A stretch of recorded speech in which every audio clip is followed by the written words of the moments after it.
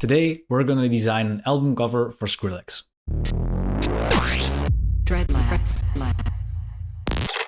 What's going on, everyone? My name is Tom from Dreadlabs and I'm a visual artist and graphic designer. And first of all, Merry Christmas! At least if you're watching this video when it comes online. It's been a little while ago since the Spotify Wrapped came out, and in that Wrapped I basically saw that I think almost 20 or 25% of all of my songs in my top 100 were from Skrillex. I think the main reason here is because he released 2 albums in January and I've had them basically on repeat throughout the whole year. And it got me thinking, since both of these albums came out on the same day, let's do like a collective vinyl design for them. And that's exactly what we're going to be doing in this video. Now, as of recording this right now, I haven't done any design or research or sketching whatsoever. So what you're going to see and hear next is basically a complete guide over my process of designing this cover, complete with a voiceover. Anyways, I'm super excited to get started, so without any further ado, let's dive straight into the video. So first, I started out with a concept. Since both albums came out one day after another, I wanted to see if I could find similarities and contrast between the two. Obviously, Quest for Fire contains more dance-related tracks, while Don't Get Too Close has more pop songs in it. I've also noticed there's another contrast. The Quest for Fire represents going away, seeking new things, and longing for the future. In contrast to that, Don't Get Too Close represents staying. It also contains tracks with lyrics such as Back to the Shadows, Looking for a Way Back Home, which I think represent returning to familiar things in the past. Since the original cover of Don't Get Too Close represents a hedgehog with sharp spikes on it, I'd like to add those back into the cover somehow, since spikes are a perfect metaphor for that title. I figured to add to the contrast, I'd make the cover for Quest for Fire softer, so there's a contrast between sharp and soft as well. Since there's also a contrast between the title tracks of both albums, and they feature the same vocalist and vocals, and a melody even for a large portion, I tried to find some other elements to add into the cover based on this track. I decided that I want to add some hard shadows due to the lyrics "Won't Let You Find It, the monster I've been hiding", as well as of course the lyrics "Back to the Shadows". I wanted the main element of the cover to be focused on a mask. This mask would be Skrillex's mask, since I interpreted the lyrics as if he'd been hiding a monster behind his mask. Not sure if that's the actual meaning, but oh well.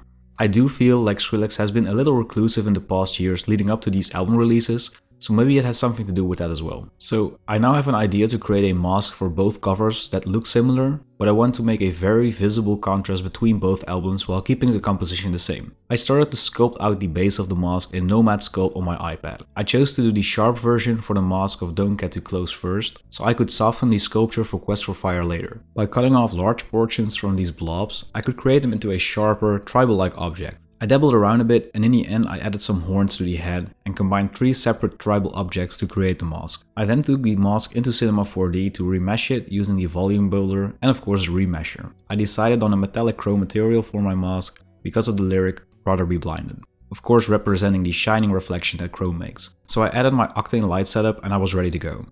The render of Don't Get Too Close was finished.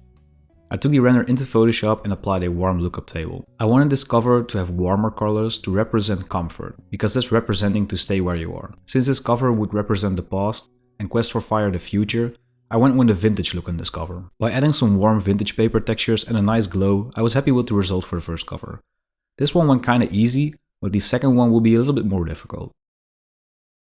Before we continue the video, I want to ask you a question. Would you like to get access to all of the files that I used in this video for yourself? You actually can by becoming a Patreon member. If you do not know, I've been creating videos on YouTube for 4 years now, and in that time I've created over 400 videos, most of which are graphic design related. I would love to share all of my knowledge with you, but in order to do that I need to write scripts, record videos and edit them. That takes a lot of time. If I wouldn't get any income out of Dreadlabs, I would be forced to get another job, and in result, I wouldn't have time to create a video every single week for you guys. That's where my Patreon channel comes in. Thanks to my patrons, I'm actually able to keep up the weekly videos. As a thank you for becoming a member of my Patreon channel, you'll get access to all of the project files from all of my tutorials. That's over 100 Photoshop files and over 70 Illustrator files. You can simply download these files, grab stuff from them and use them in your own projects. On top of that, all of my Patreon members get a permanent 15% discount in my Assets web store where I sell textures and vector packs. Finally, all of the members of my Patreon channel get an exclusive role in the Dreadlabs community server where we talk about design, share our work, ask questions, answer questions and give each other feedback. There's also a slightly more expensive tier that gets you access to exclusive tutorial videos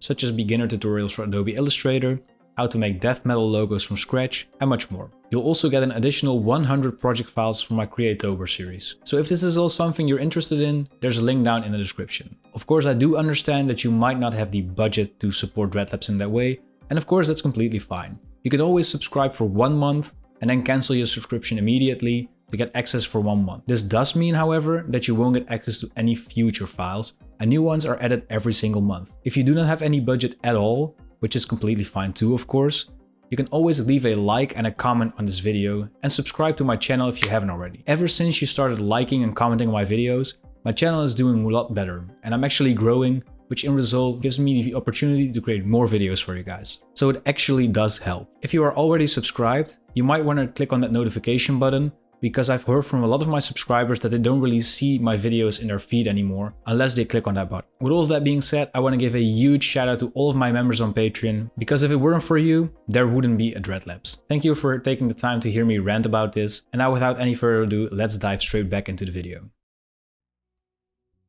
I kinda had a rough idea in my head on how I wanted the cover for Quest for Fire to look. First, I had to soften the composition. I did this using the volume builder and adding some extra bubbles in a 3D render in Cinema 4D. I then took that render into After Effects and started experimenting with plugins from Zybex, particularly the Signal and Modulation plugin. The Modulation plugin can create some really nice digitized effects, but I felt like applying this effect made it impossible to make out what the mask actually was. After hours of experimenting with the combination of the original render and the modulation render on top of each other, I went back to the drawing board. Sometimes this can be a bit of a difficult step in your design process. I was really set in my ways when it came to using the modulation plugin, but in the end I found that re-rendering the mask in outline mode in Cinema 4D resulted in a super cool wireframe model.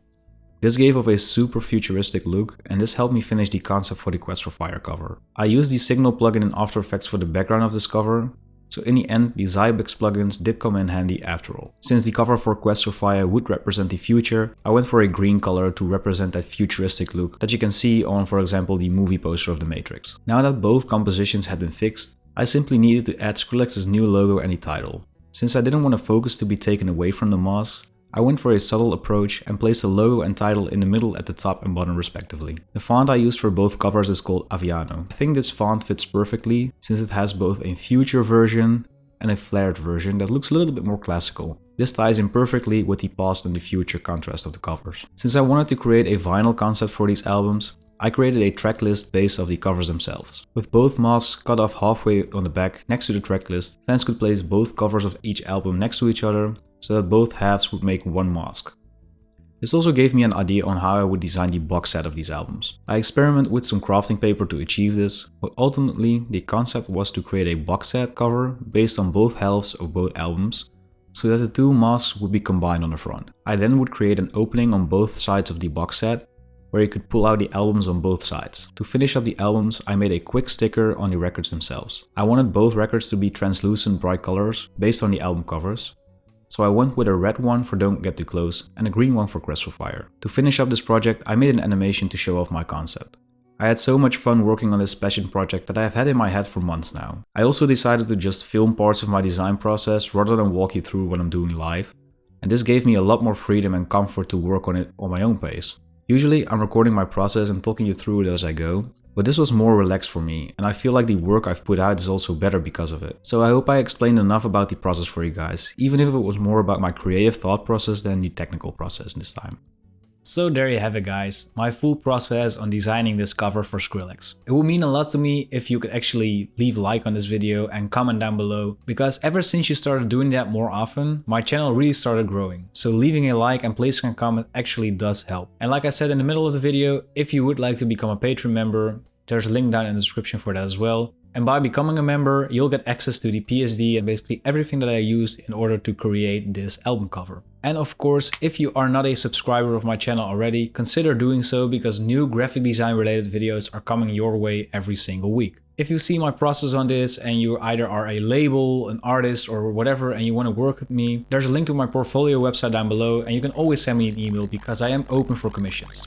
I would love to work with you. With all of that being said, this is Tom from Dreadlabs tuning out. Thank you so much for watching and I'll hopefully see you guys in the next video.